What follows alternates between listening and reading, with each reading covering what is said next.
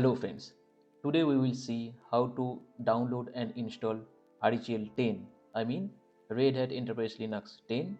First of all, we have to download the ISO and search with the RHEL 10 ISO download. Here you will get the direct download link here. Yeah, you have to log in first on Red Hat portal, and once you have logged in, you will get this option and you have to start your trial. So here you will get an option to download that one. So it should start automatically download that ISO file. If it is not downloading, just go down and click here, start download now. I have already downloaded this one, so I'm not going to download this once again. As we have downloaded the ISO, now we're going to install that. We're just going to install it in a simple installation format, and we're going to use Oracle VirtualBox. If you don't know what is Oracle VirtualBox, you can search on Google. It's a hypervisor, you can say, type of, and so we can create multiple virtual machines on this system using the VirtualBox. There are a lot of other hypervisor as well, but this is the open source and you can easily find it on the web, and you can download it and install it for free. So let's create the new system for RHEL, and here I'm just going to create new, and the OS name I'm going to give that RHEL 10. The VM folder is fine. ISO image I have to choose, so I've already downloaded to my directory, and just untick this one. We're going to install it manually. We're not going to install it with any unattended script or something. So our version will be RHEL 10, and yeah, that is pretty much enough for the virtual machine name and operating systems. And on the other part, on the setup unattended guest OS instance, we are not going to use this one. And the third part is virtual machine hardware. So here we are going to use 4096, 4 GB of memory, and I'm going to use 4 vCPUs for that one. And use UEFI, you can use UEFI, and create a virtual machine hard disk 20 GB. I'm going to take it as 100 GB. You can take it as is, as 20 GB is a recommended one, but you can change it. And I'm just going to not going to choose it as pre-allocated full size, because if I now click on pre-allocated full size, it will create 100 GB of file on my disk on that location. So I'm not going to create that. It will be dynamically full up to 100 GB. If I put any file, and if the file system or the server space increased, then the file size will be bigger. Otherwise, it is the limit for 100 GB, but the file size will be very low as per the server consumption. So that's pretty much fine for me. And yeah, these things are fine and nothing else. So all these settings are fine. Now I'm going to click on finish. You can see it is now created. Now I'm just going to start it. It will take some time, and it will start the installation very soon. And yeah, it is now getting started. I hope you are able to see my screen clearly. Yeah, so yeah, I'm not going to test this as media. I'm just going to direct for the installation. Continue with this one, the preferred language method, and connect to the Red Hat. I'm not going to register with the Red Hat right now. Install destination. So we have two choices, that we can go with the automatic configuration, otherwise we can create our custom. So let's go with the custom, and let me show you how to create a partition. So on custom, you have now to click on done, and I'm going for the LVM disk, so that is fine. LVM is basically the recommended one, because if you are using LVM, logical volume manager, you can increase the file system size later. So yeah, LVM is pretty good. We can add more disk to this server, and we can add to the same file system. So a lot of advantages are in LVM. I'm not going with these things right now. I will create a separate video for this one, for LVM part, but right now I'm going for the creating new file system. So on that mount point, we basically need 2 or 3 file systems. First, boot. I'm just going with 1 GB. All the bootable file systems will be stored here. And if we are going to use EFI, as we have ticked, that also going to take some other bootable file systems. So that is why I'm going to use boot EFI as well. And now the swap file system we are using 4 GB of RAM, so 8 GB.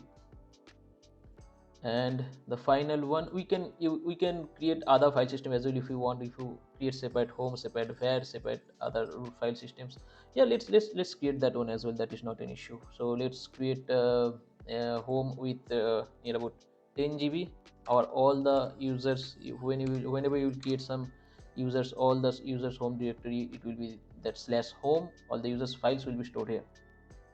So yeah, 10 GB is right now it's fine for me.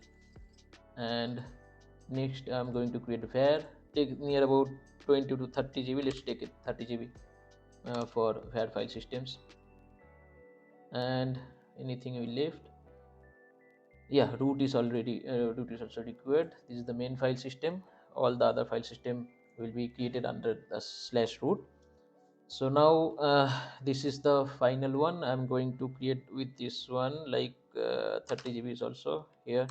So near about we have taken 80 GB, 20 GB is free, you can say, out of 100 GB. So yeah, that's pretty much good for this one. And yeah, volume group and all those things are fine. So now click on done. So yeah, you can see that it is accepted all those things. That we have to now accept this one, that we are going to format that file system. So format that hard disk. If you have any data that may lose, but as we are creating new OS and new disk is allocated, we don't have to worry about it. So that's fine. Custom file system also created. And now all the other things are fine, time zone and all those things are fine. So with GUI, let's go with the GUI. And the connected host name is showing this one, and it is taking this file system, and that's fine for me.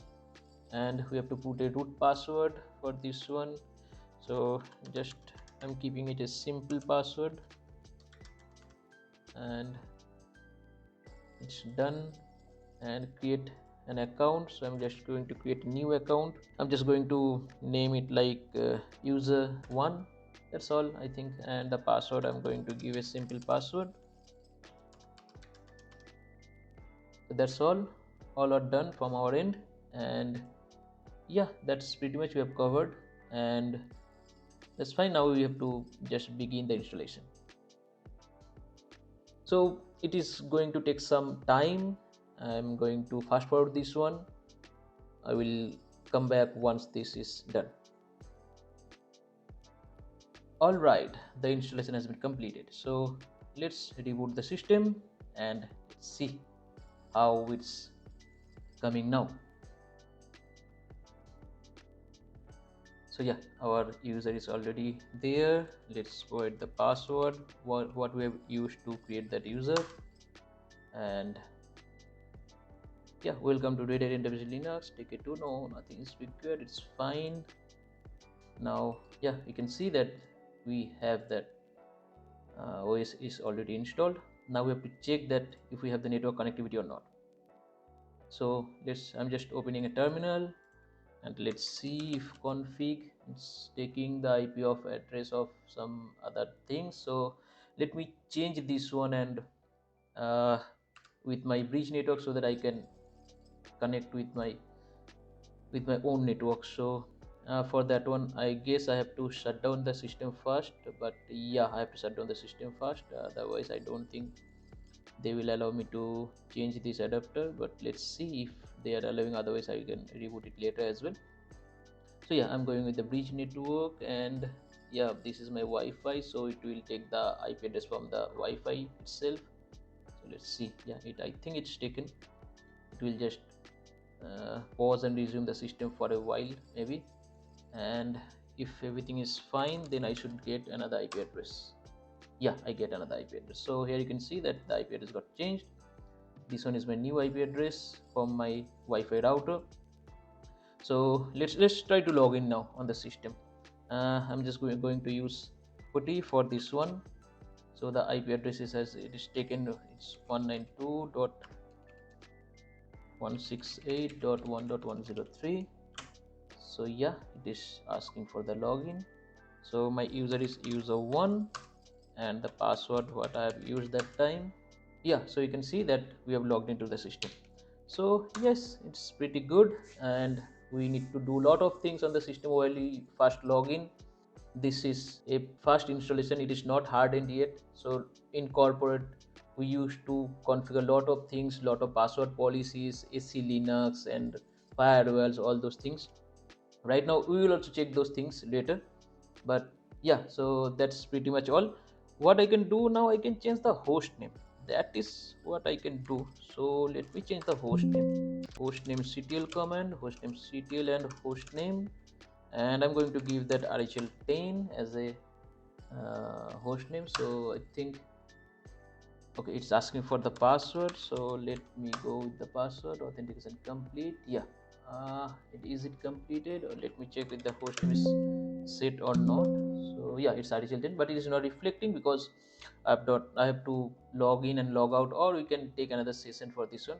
But the best thing will be to you have to reboot the system. So yeah, you can see that after new login, the host name got changed. But yeah, it is always recommend to reboot the system after changing the host name. So that's all for today's video. See you in the next video. Until then, keep learning and stay curious.